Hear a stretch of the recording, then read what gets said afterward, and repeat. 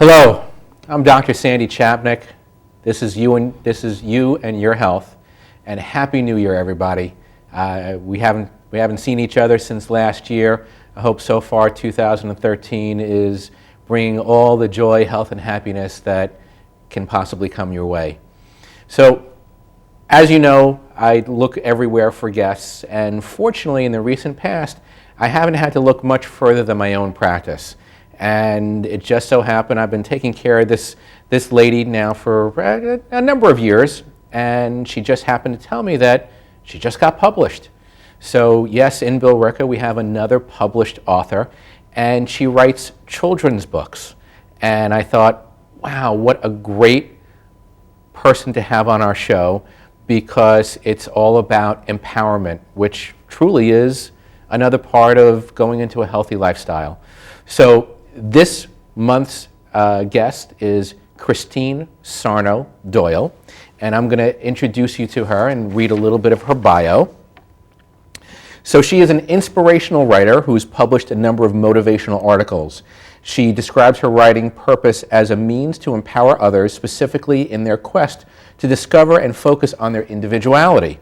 Before becoming a full-time writer, her career included development, marketing communications, and public relations. At the age of 45, she graduated at the age of 45? Wow, I give you so much credit. She graduated cum laude from the University of Massachusetts with a Bachelor's of Science in Criminal Justice, followed by first year of law studies at the Massachusetts School of Law at Andover.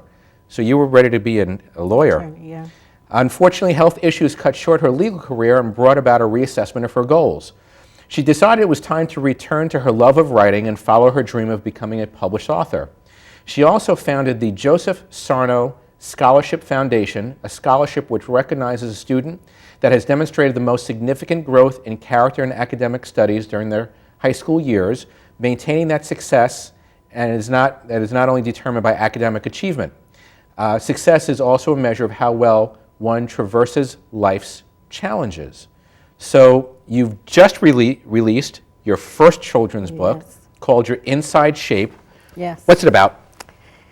It introduces children to the concept of individuality, and it encourages them and actually teaches them to look at somebody's inside, in their own inside shape and what they love, and pay less attention to other people's outsides and their own outsides.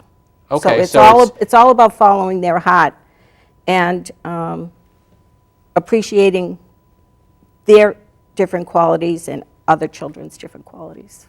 So it's focusing less on the physical Yes. and more on what's inside. Yes, yeah. And I found that that's so important, and I watched my grandson actually is the one that inspired me. I know your grandson. Yeah, he'll be a little embarrassed because I said that. But, of course, my own experience growing up, watching my son grow up, and you're busy in all those periods of your life, and now being a grandmother, watching him, I could reflect back and say, what message can I give him at age 7? Right. And I wrote the book. With him in mind. With him in mind, yeah. Didn't publish it for a few years because he was embarrassed that he was the main character. But he's older now, and he's.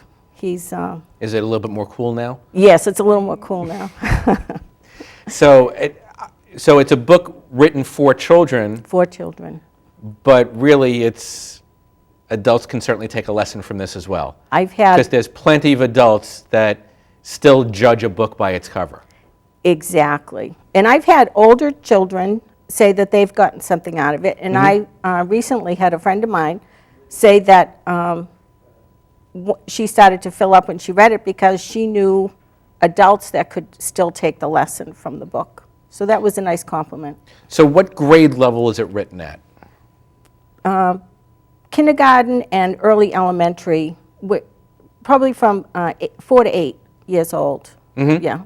So 4-year-olds are probably having mommy and daddy read them. Exactly, but it's a lesson that can be shared with their parents. So it's a nice way to start to learn that. Okay. Yeah. Perfect. So But you say really kids of any age? Any age. I've had an 11-year-old, actually, she read it in a yoga studio because one of the yoga studios in Tewksbury has the book. And this 11-year-old read it, and I got an email from her mother asking where she could buy it because she wanted to give a copy to a friend she knew. So it was, it's really nice, some really nice feedback. Perfect. Now, when actually was it published? This past October 2012. Perfect. So it's been out for a couple of months. I've been trying to get some press for it. How's that worked for you? It's slow. It's coming slow, but it's on. You know, I have it on Amazon and Barnes and Noble, and it seems to be snowballing. People are recommending it. Perfect. Yeah. And now that you're on You and Your Health, sales are going to skyrocket like you have no idea. Yeah. Because we have an audience of, maybe 4 or 5 people. But actually, what's actually very interesting is our show has been picked up by different studios across the country. So it's possible that you could actually end up getting hits from Texas and Indiana and Maine, all because of this show. You didn't realize how big this show was. So really, your grandson, can we say his name or no? Orion. Orion.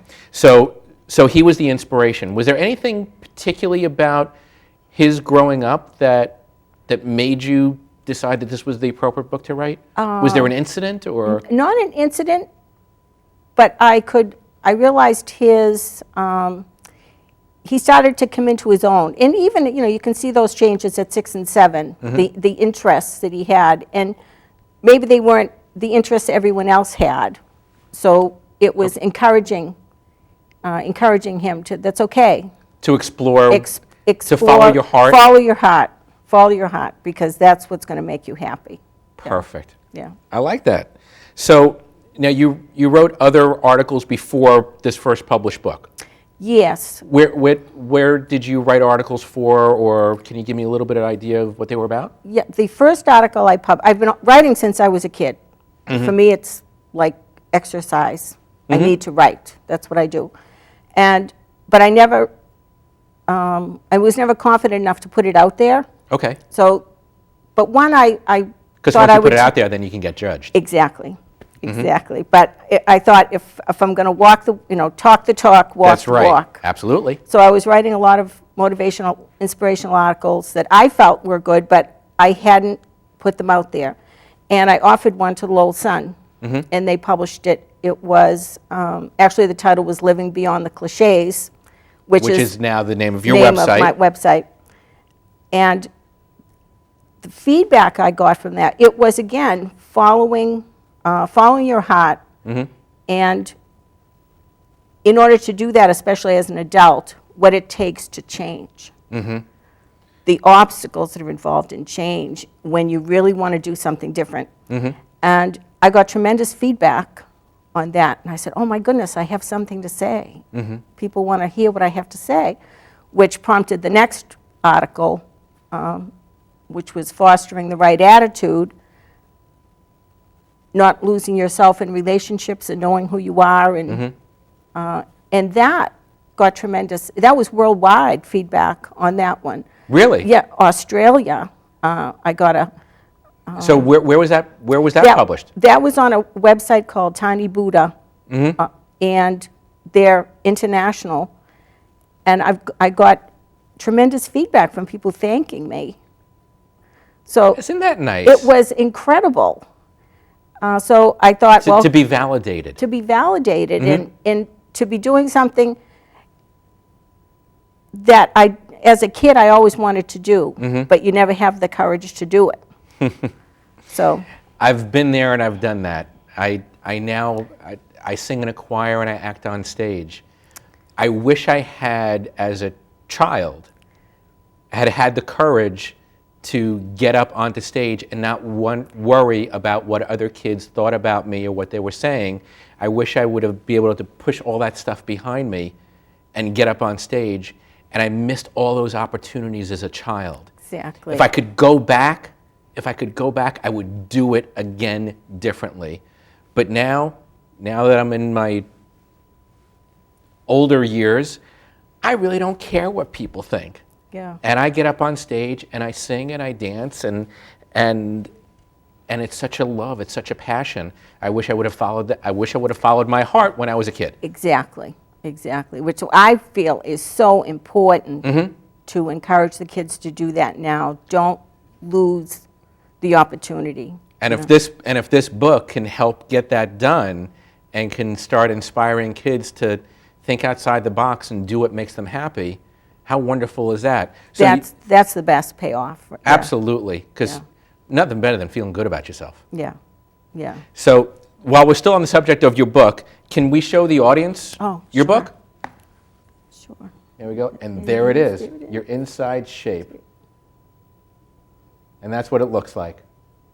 It's beautiful. The illustrator did a wonderful job. Is the illustrator also local? No, the publisher is local. SDP Publishing. She's out of East Bridgewater, Massachusetts, and I looked for a local publisher specifically because I wanted to be able to work closely. There are a lot of cookie-cutter self-publishing companies, and I looked for over a year, looked for a long time, and I found her. What's neat about this relationship is that she's in Massachusetts. The editor, when I need an editor, is in Virginia, and the illustrator is in California, and we conference call. So you did all conference call? All through conference call, and they did a beautiful job. They did a fabulous job. Yeah, he's a great illustrator. So, are there other books coming in the future? I do have a second one that'll be out end of February. Okay. Along the same lines, the same thread, entitled "Who's Going to Be You?" Only this is a little older age group, definitely elementary school. First chapter book. Oh, a chapter book? Yes, it's a first chapter book. Okay. Also illustrated, but not as many. And it's a little girl who is sitting on the sidelines watching everybody else, wondering why she feels different. And says aloud, I wish I were more like them. And not knowing anyone was close near her, responds, well, who's going to be you? And, wow. And that is carried through, that question is carried through the book in entertaining fashion. I mean, there's little magical scenes with animals, and it's an entertaining book, but that's the question that she's faced. She's asked throughout the book, who's going to be you? And then she realizes at the end that she has something special to offer too. So this book is already in the can. It's all everything's done except for the front cover. It's going to the printer in the next week or so, and it'll be out the end of February. So people who write, they write all the time. So do you have even ideas of things for the future? I have a memoir that's not quite half done. My personal challenges were overcoming a lot of trauma, as childhood trauma, and I wanted to pass lessons I've learned on to adults about unresolved grief. If grief isn't handled properly, or unresolved trauma, not only what the emotional but the physiological complications are. And it's incredible what I've come up with as far as researching what I went through and then putting it all together to offer it to somebody else, that maybe that'll help somebody else understand what they're going through. How wonderful is that? Yeah. And there's actually now a little cross thing going on, because that stuff that gets bottled up, that emotional stress that can have physiological changes on your body, can actually injure your health and cause you to live a much more unhealthy life. Yep. And that's in chiropractic. That's one of the things that can cause problems even within your spine and nervous system.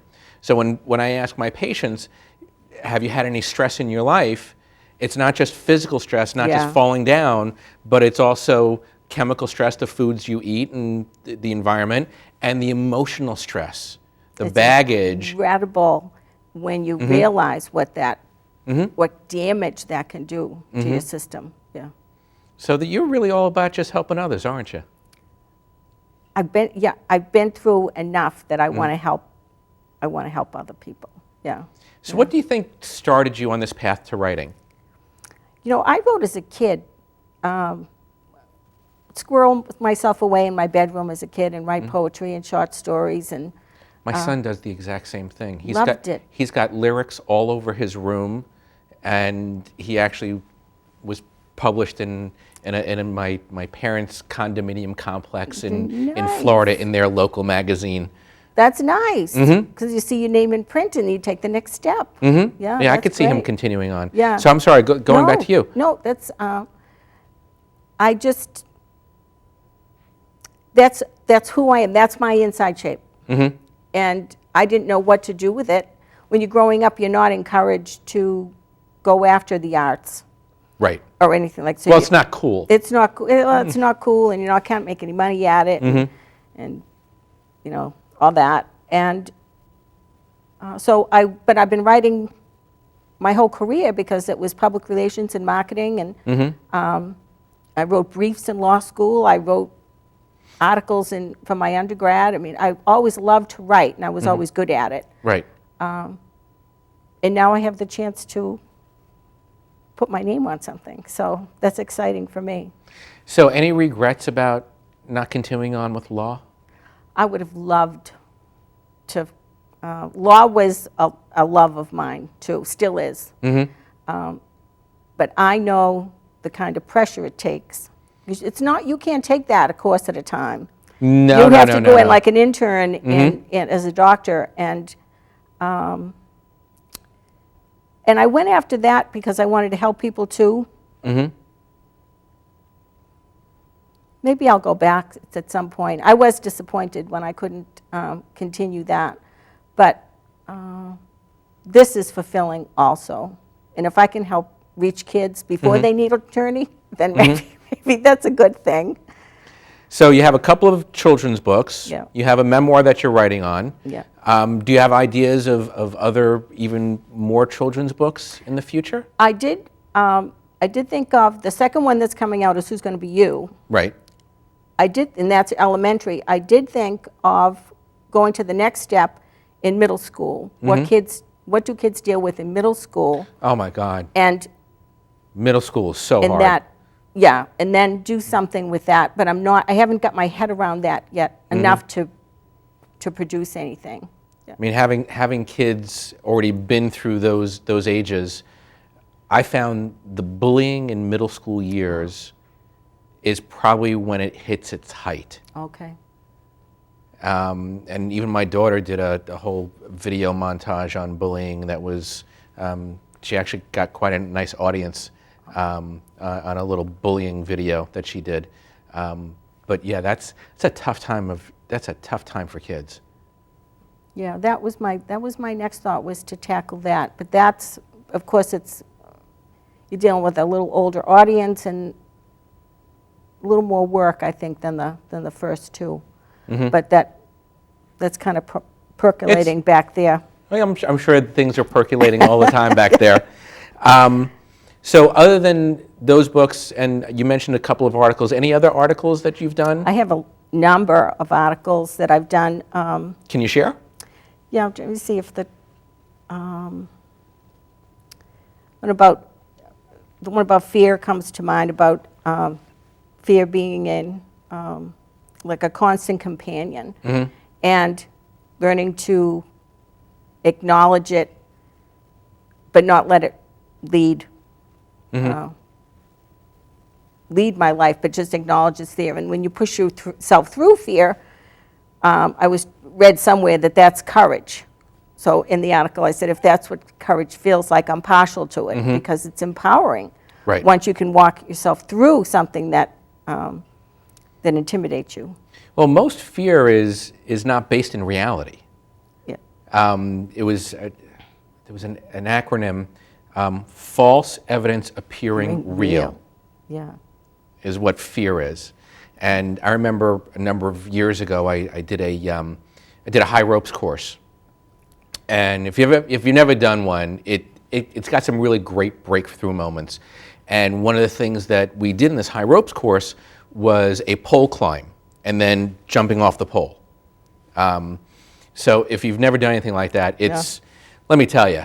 Now, when you do it, you're in a harness and you have the people belaying you, so you're anchored down, and there's no possible way to hurt yourself.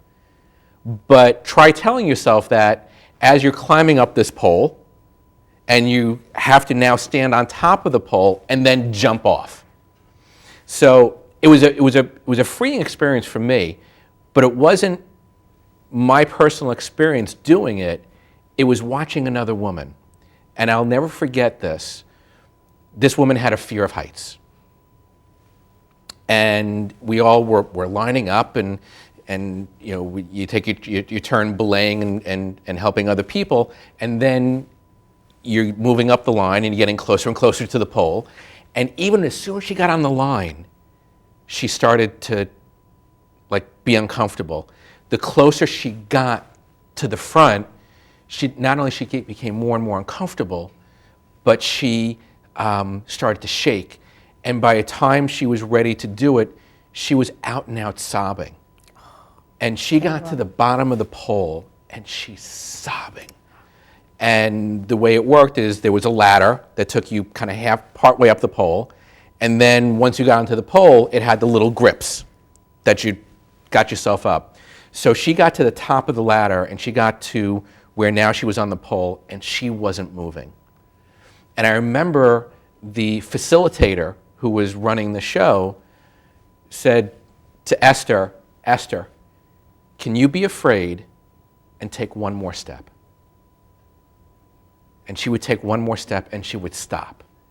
And then the facilitator again would say, "Esther, can you still be afraid and take one more step?" That's awesome.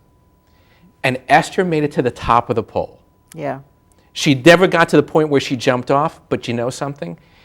She inspired me more than anyone else who jumped off that pole, because there was something that was such a transformation for her. Yeah. And if you could do something like that, Yeah. then you could really do anything. Yeah. I love that. Can you be afraid and take one more step? Can you be afraid and take one more step? And she continued to take step after step. No one ever thought she was going to get anywhere near where she got. Yeah. But can you be afraid and take one more That's step? great. Yeah. Which was a line, now this goes back probably 15 That's a years. good title for a book. Please feel free. That's why I brought up the story, because I thought this could be something for you. That's excellent. That's excellent. Oh, yeah. And if you want What's going on? and if you want to put me in the forward, please feel free. You heard it here first. I did. I don't need any royalties, but just put my name in there That's somewhere. great. Yeah. But that's it. The mind, the fear that you have, Yeah. is really based in nothing. Yeah. It's your own hang-ups. So. Yeah. So anyway, Yeah. this talk is really Yeah, more about that's it. you. No. So tell me again, where can you get your Inside Shape? It's on Amazon, Barnes & Noble. Most bookstores online will carry it. I'm not sure who has it in stock, but I know it's online, at least those two big ones. Well, the fact that you got it on Amazon is huge. Yeah, I have a good publisher. Yeah, she's got some connections. That's Yeah. very, very good. Yeah, it was very exciting to see it on there, and very exciting for me to check back every once in a while and see the number of books available go down, down, down. So, yeah. So can I ask how many you've sold? So far? I don't know. No, I don't. They don't keep track of it? I haven't got a number yet. My publisher will keep track of all that, but yeah, I haven't got a number yet. So what do you want this book to do? What do you hope to accomplish with this book, Your Inside Shape? to give kids confidence enough to believe in themselves, and to look at, when they look at other children, not to so much envy them, but recognize other people have qualities, but they have their own that are just as valuable. And it's a big message for little kids, Sure. but that's why it's simple words. Your Inside Shape, and it's Right. it's a picture book. So, and it's written in poetic verse, so it flows very nicely. The pictures are the illustrations are bright, so it keeps the child's attention. And the end of it, the end of the book is it's what's in your heart. God, I like that. I really do. So let's see. What else can we talk about? Now you're from Billerica. Yes. Yeah. And have you been here your whole life? Yes, I grew up in Billerica. Went to Billerica schools. My dad was vice principal of the high school for a while, so we have a lot of connections in town. And the scholarship fund actually. Can you tell me a little bit more about that? Because we still have just a little bit of time left. Oh, sure. I set it up when my dad passed in 1989. And the kids that knew him, I can still bump into somebody who knew him on the street, and they'll tell me stories about how he helped them. And he had such a legacy that I thought, well, I want to continue that, so let's set up the scholarship fund. And we give it to one of the seniors, and the one who has, progressed the most, not just in academic studies, but in their personal life. So we look at if they've had any challenges. It's usually a teen who has come in with low grades in freshman year, but has progressed the most come senior year, and they get the scholarship. That's wonderful. Yeah, that's a nice feeling for some kid to start out high school and not think that they have a shot at a scholarship and then get one senior year. Is a nice. It's nice thing to Makes do. them feel good about themselves. Yes, it does. Yeah. It kind of sounds like that's what you're all about here. Yeah, I guess Helping kids feel better about themselves. Yeah. And navigating childhood. Yeah. Well, son of a gun, show's just about over. Wow. Well, I hope you've enjoyed this interview with Christine as much as I have. You're a local treasure, and I'm so thankful that you've been on our show. And next month, actually, we're going to introduce you to our next associate at Billerica Chiropractic Office, Dr. Jessica Camplisi, and she's going to continue on with a great legacy of Billerica Chiropractic Office. I wish you well, and I'll see you next month.